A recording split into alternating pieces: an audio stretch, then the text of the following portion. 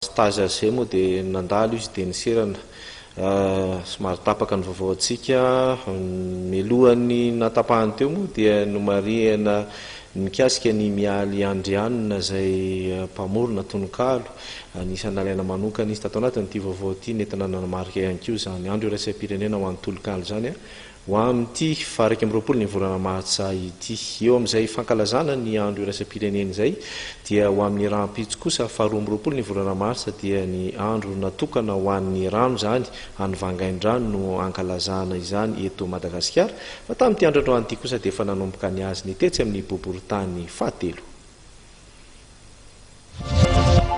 Rahampitso faharoa amby roapolo ny volana martsa no ankalazaina ny andro maneran-tany ho an'ny rano.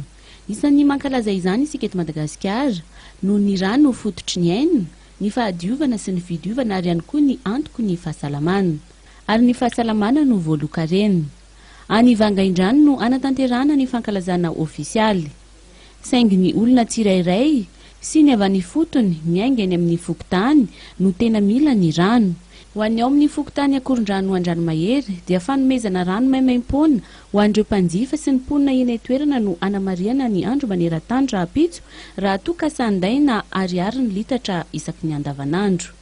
Ka ireo foto-drafitr'asa miisa 7 ao anatin'ny fokontany no anatanteraka izany.